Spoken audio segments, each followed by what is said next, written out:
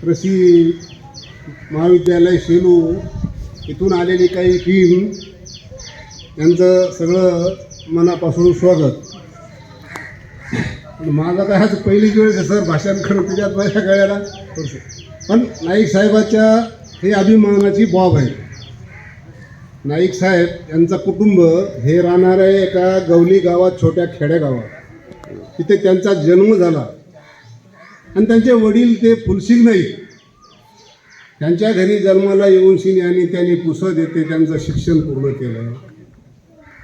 शिक्षण पूर्ण केल्यानंतर पुढं वकील झाले.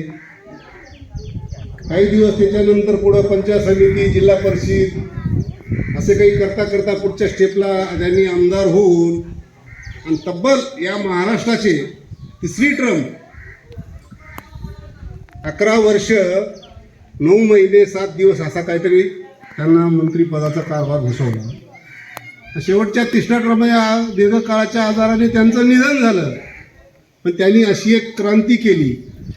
69चा जन्म सर माझा आणि ते मुख्यमंत्री असताना त्यांनी सुरुवातीला दुष्काळाचं सावट असताना, गोरगरिबाच्या खाण्याच्या पंचायती असताना, हा पाणलोट क्षेत्र, रोजगार हमी, त्या काळामध्ये त्यांनी वसंत हायब्रिड म्हणून एक हायब्रिड आणली कुठून तरी.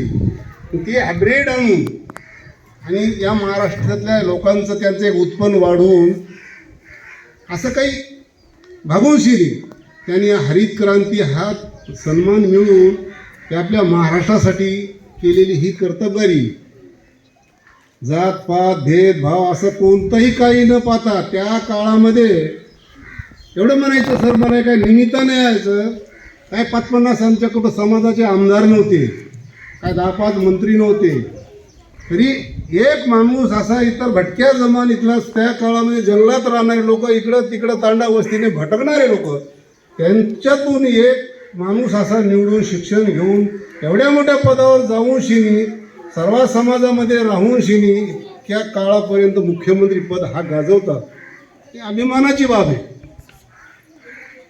तर असे हरित क्रांतीचे नेते आपले वसंतराव नाईक, बोलण्यासारखं खूप आहे. पण काय पुढं आणखी बोलणारे पंडित सर आमचे हे अकलोड सर, माने सर राहिलेत.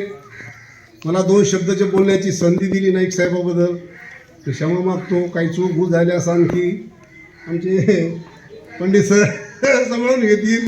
धन्यवाद सर.